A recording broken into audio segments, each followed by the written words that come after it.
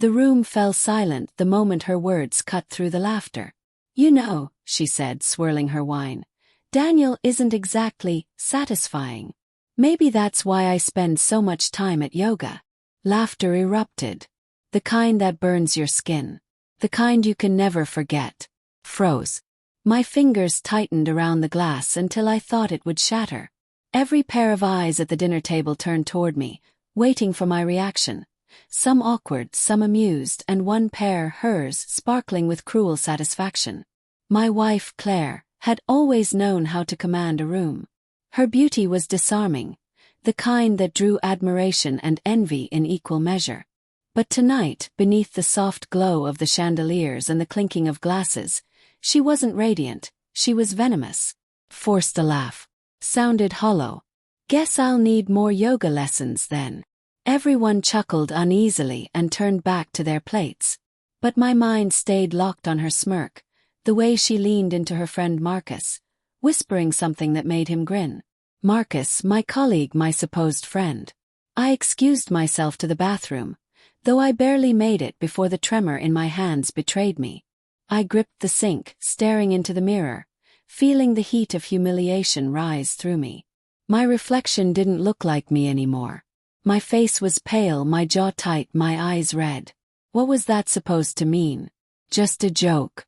Or something more? For weeks, I had sensed a distance between us. The late nights working on marketing campaigns, the perfume lingering on her at odd hours, the new lingerie I never saw her wear for me. Each sign I'd brushed aside. I told myself love meant trust. But love also makes you blind. When I returned to the table, I caught her hand under the table, on Marcus's thigh. Not obvious, not blatant, but enough to crush the fragile illusion I'd been clinging to. I smiled again. Pretended I hadn't seen. The perfect husband in the perfect lie. The next morning, she acted as if nothing had happened. She hummed while making coffee, moving around the kitchen in her silk robe, sunlight softening her face into something almost innocent. "Did you sleep okay?" she asked. "Like a baby," I said. She smiled. "Good. You seemed quiet last night. Just tired." I watched her, really watched her, and realized how much of her I no longer recognized. The woman who used to curl up against me and whisper secrets at 2 a.m. had become a stranger sharing my bed. When she left for work, I opened her laptop. The password hadn't changed. Maybe she trusted me too much, or maybe she never thought I'd look. There they were. Messages, pictures, hotel bookings under her name and Marcus's initials. Each click was a stab. Each word another betrayal. "You make me feel alive. He'll never know. Last night was dangerous but perfect." I didn't cry. I didn't rage. I just sat there, numb, staring at the evidence of everything I'd lost. That evening, I decided I wouldn't confront her in private.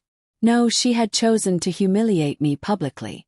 So I'd return the favor, with precision.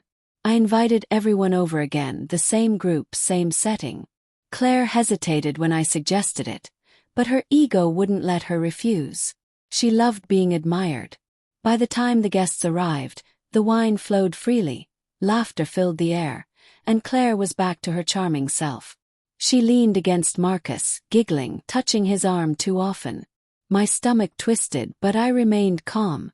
When dinner was nearly done, I stood up, tapping my glass. "Everyone, I just wanted to make a toast." Claire's smile wavered slightly. I continued. "To my beautiful wife, who has taught me that marriage isn't just about love and trust. It's also about discovery." A murmur of amusement passed around the table. I reached into my jacket pocket and pulled out a small envelope. "Claire, you always surprise me." So tonight, I thought I'd return the favor. I slid the printed photos onto the table. Her and Marcus at the hotel in his car, kissing in the rain. The laughter died instantly. Claire went pale. Marcus's face drained of color. "What is this?" she whispered. "You tell me," I said quietly. I thought yoga class looked different. The room filled with whispers, shifting chairs, uncomfortable glances. No one dared to move. Claire's voice cracked. Daniel, we can talk about this. Please, not here. I smiled faintly.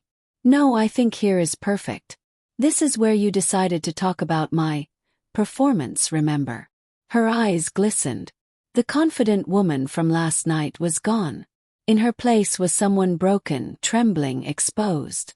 I made a mistake, she whispered. No, Claire. You made a choice. She reached for me, but I stepped back. The silence felt heavy, suffocating. I turned to Marcus. And you'll want to pack up your desk first thing tomorrow. HR already has the report. He looked at me like he wanted to speak, but no words came. After everyone left, Claire stayed seated at the table, staring at the photos. The candles had burned low, wax pooling across the white cloth. Daniel, she said finally, voice small, I didn't mean to hurt you. Just happened. You were distant. I felt unseen. Her words hit like shards of glass. I was distant because I was working for us, I said. Trying to build a future you could feel safe in. You never asked if I was okay. You just found comfort elsewhere. Tears slid down her face. Can we fix this? I looked at her for a long time. The woman I once loved sat in front of me, shattered by her own decisions. No, I said softly. Some things you can't fix. You can only remember them, and learn not to step into the same fire again. I left her there, surrounded by her lies and the ashes of what we once were. 2 months later, I stood on the balcony of my new apartment, watching the city lights flicker. Divorce papers signed. Job safe. Heart healing. My phone buzzed, a message from Claire. I still dream about you. About that night. I stared at the screen for a moment, then deleted it without replying. Sometimes silence is the loudest revenge. Because in that silence, she'd hear the echo of her own betrayal forever. And I finally was free.